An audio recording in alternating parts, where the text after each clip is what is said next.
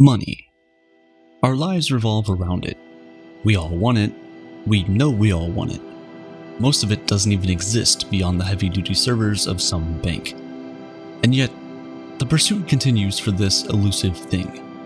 Despite its presence in everyday life, despite the fact that we spend most of our waking hours working towards money, it's still somehow taboo to talk about. We like to pretend that money is not important to us. And sure, money is not the end goal. In fact, one of the most common regrets of people on their deathbeds tends to be that they worked too hard, chasing after money, of course. For all its value, however, money still can't buy you a meaningful relationship or an experience.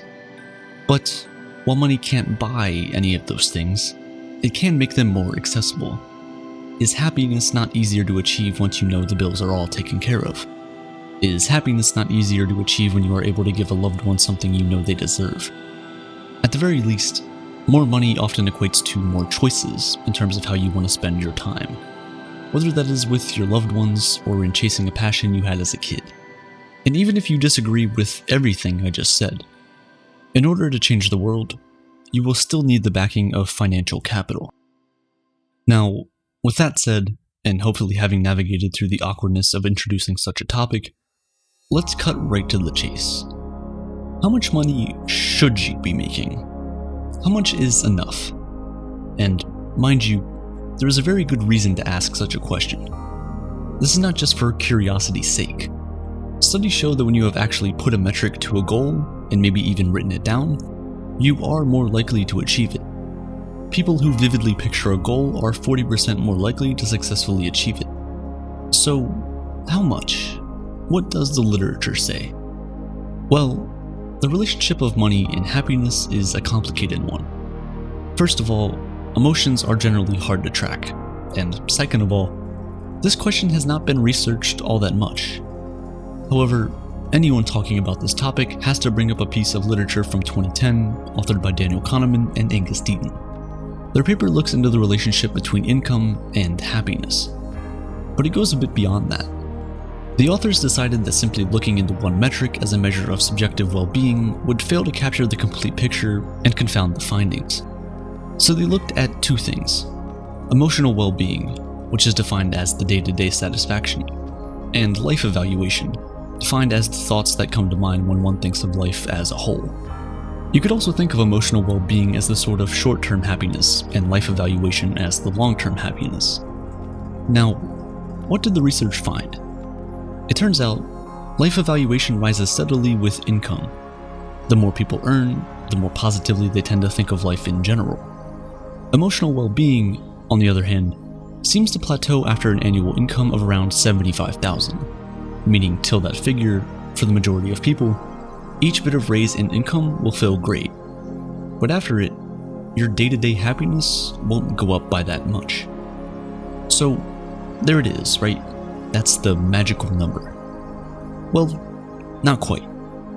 For one, this is a study from 2010. Because of inflation, today, that amount is closer to around 93,000.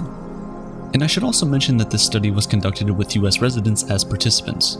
What is considered a good life will definitely vary drastically in other parts of the world. Let's get that right. Just recently, in the first few weeks of 2021, researcher Matt Killingsworth published the latest findings on the very same question. How much money should you be making to be happy? His findings? Experienced well-being continues to rise even beyond the coveted $75,000 mark. And not just that, it continues to rise just as steeply as before, meaning the return on investment isn't any worse off the more money you make.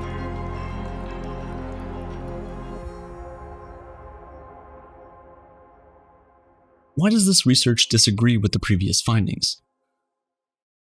Well, for a paper by Kahneman and Deaton, the data that was collected for emotional well-being were answers to questions about the previous day.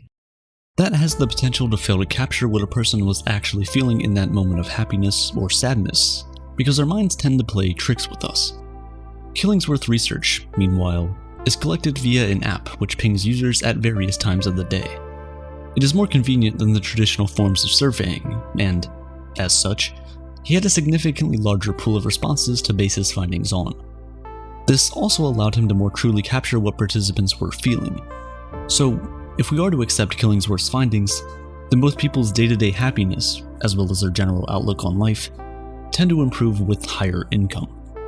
So does that mean we should all just aim for an astronomically high salary in search of happiness and hope that we get there someday? Is that a realistic target? There's a thought experiment to try and answer that question for us as individuals. Author Brad Stollery came up with the idea for the experiment. It goes like this. How much money would you have to be paid, right here, right now, to never receive another dollar of income from anyone else? Now, you might think that's a straightforward experiment.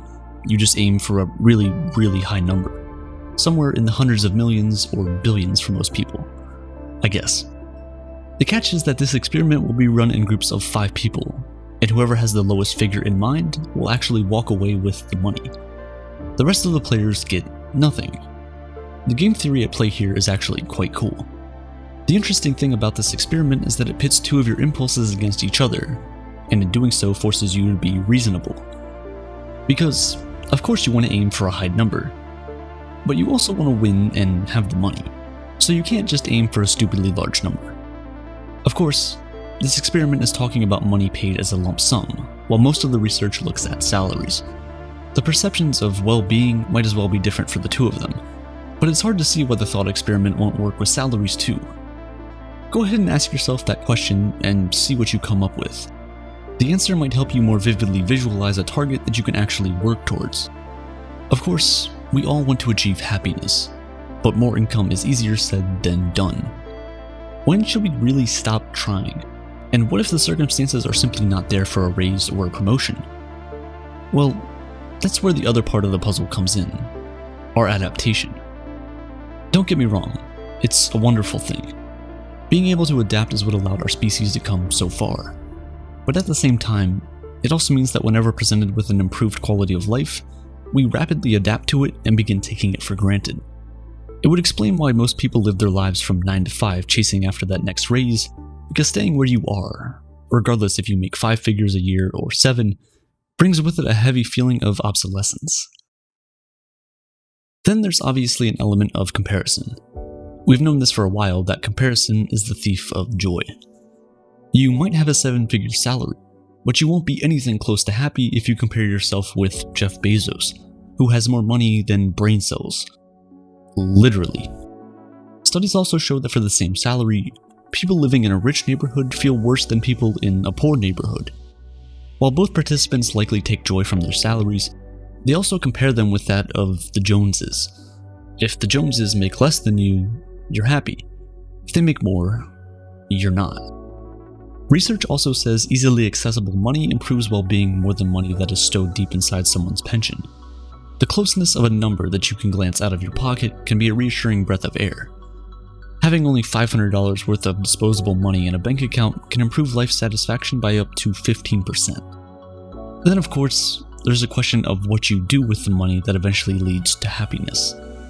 If you simply make more money for making money's sake, you might still get some joy out of it, assuming you're successful.